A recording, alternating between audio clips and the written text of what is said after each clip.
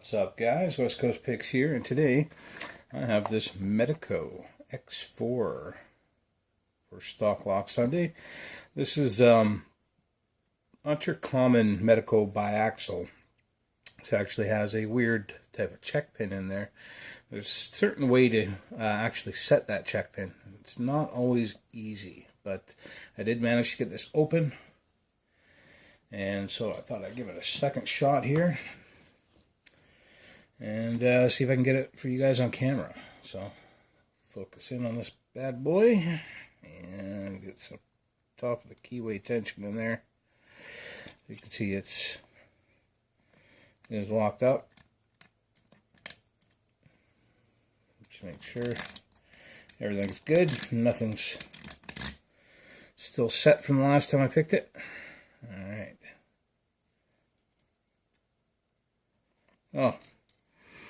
The key to this check pin, it's down on the bottom here and it's spring loaded. The key is to have very, very little tension on this lock when you're setting the check pin. So you should always start trying to set the check pin. And same rules apply as for any other check pin, is when you run out of feedback on any of the pins, go for your check pin. But this one, you have to almost let your tension right off in order to set the check pin. When we get this open, I'll show you why. Yeah, I feel like 6.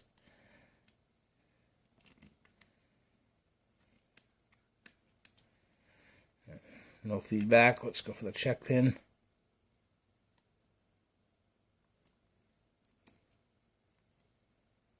And now 1's giving me feedback. Got a false set there.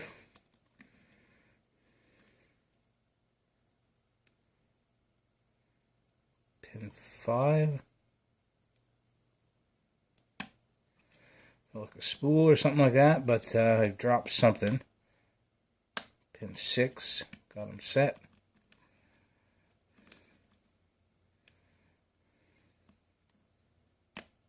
Pin 2, I believe I got them. Went really quickly.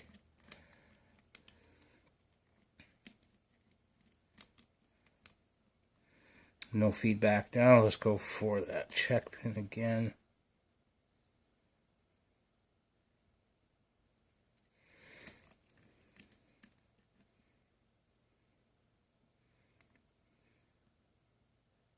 What's this?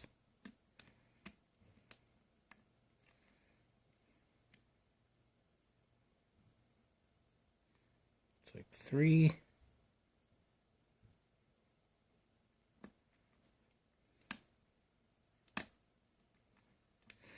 Okay, got them. I have dropped other things. 6.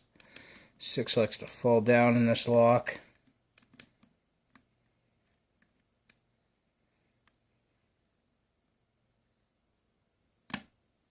That's 5. And then 6.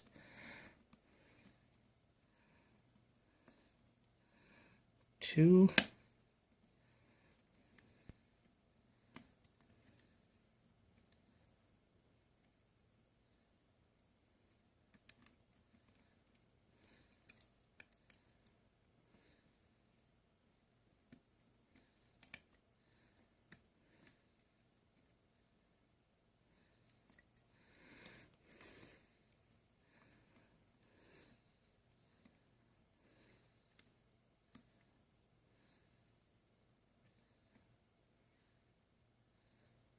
Five.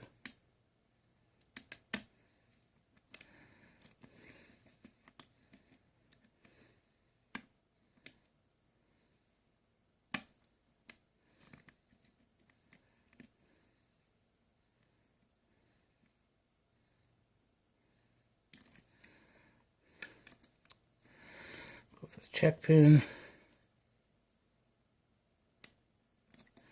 Alright, something dropped. More than likely 6. Yep.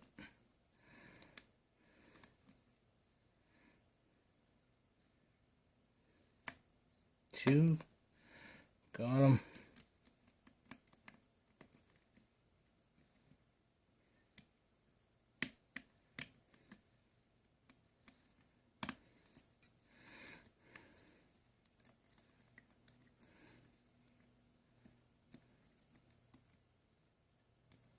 Oh, and the check pin, and we're open. All right. So, quite a bit of a fight, actually. 5 minutes, I don't know how long I was talking for in the beginning, but 5 minutes is actually pretty good for this lock for me. Let's see what's in here and how it works. All right. I've had it apart before. I've picked this probably, I don't know, 3 or 4 times now. It was only in the last time that I actually got the feel down and felt comfortable recording. Geez, I really don't like these clips, but I don't know what they are. Let's try my best to get into them. Usually end up using a pair of needle nose or something, but I don't know where they are right now. Oh, stab myself. That's always good to do.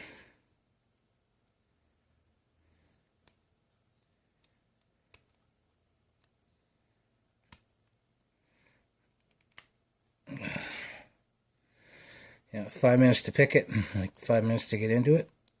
Is that what it is? What else do I got here? Oh, these are my needle nose. There we go. I hate these clips, man. Really, really hate them. Anyway, let's get a shim in here, just to be sure.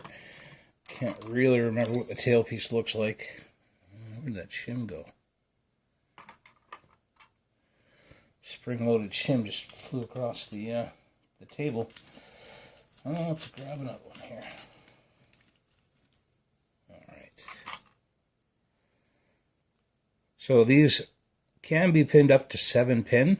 For some reason, I don't remember where I got this from. It might have been Zombie Locks or something like that. But this one only came pinned 6 pin. And I think I know why. I'll show you when I get this apart here.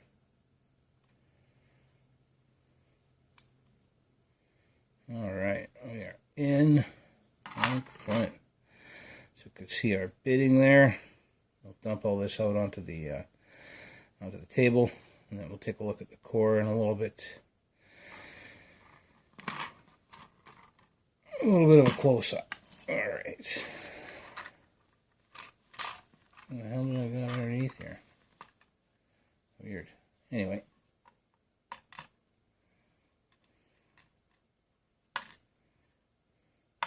I believe this is like a key mark. I don't have a key for it, so even if I get these out of order, it's not that big of a deal.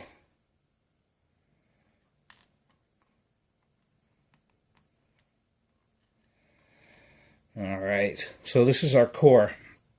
As you can see, it is 7 pin. It was only pinned up 6 pin. This is our detent. As you can see, it sits in the lock. We have this little nub.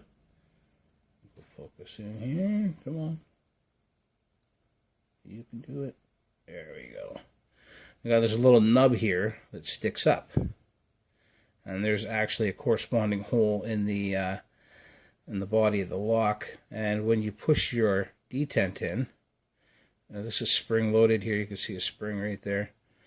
And when you push your detent in, we'll grab a pick here. What that does is it lowers that little rod down. So because this relies on basically friction, it's not spring loaded from the top, it doesn't actually pull it down if you have any resistance on here at all. So if your core is binding on it and you push your detent in, it does not pull it down. As you can see, it doesn't pull it down from my finger. It stays up there. So that's the detent is in, and that little rod is still out. until you let tension off of it. So what you got to do is pretty much let your tension right off of the lock while you're trying to set that detent, which is a real pain in the ass. That's why you constantly drop stuff in this lock. That combined with the spools that are up in here and very good tolerances, it's not at all easy to pick. It takes a little getting used to. And I've finally gotten used to this one. 7 pins would make it just that much harder, but it wouldn't make it impossible. It'd just make it one more pin harder. Let's see what's up top, and we'll take a look at that hole that the detent sits in. I'll fire it out. That was a standard on 1. Spool on 2.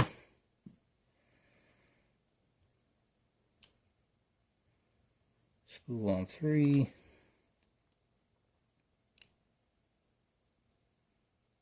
Spool on 4.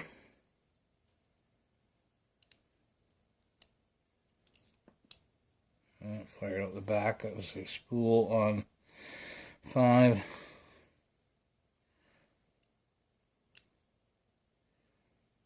And a standard on 6.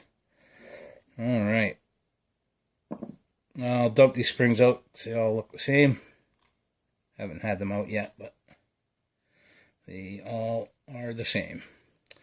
And up at the top of the lock, you can see these are the regular chambers.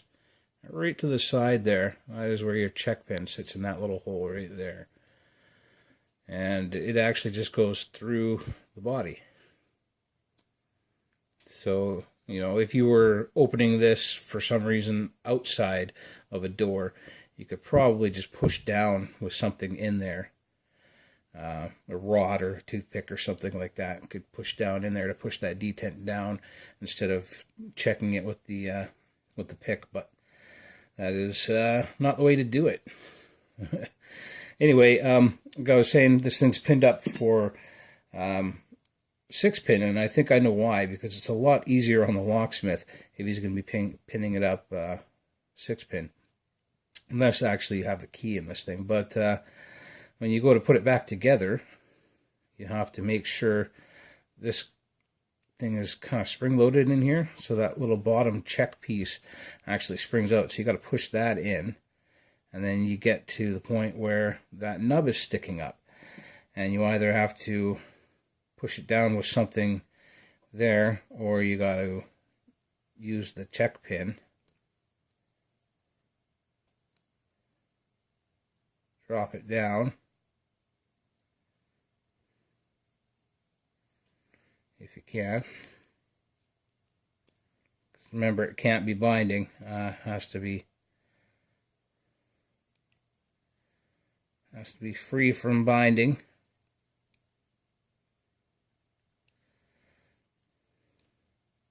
There we go. And then you can get it in there. And as you can see, it's the check pin is enough to keep this lock closed. And if you were to open it, the check pin, you can't just push the check pin in with tension on the lock. So I'm tensioning it now, pushing the check pin in, nothing. You have to actually let your tension off, push the check pin,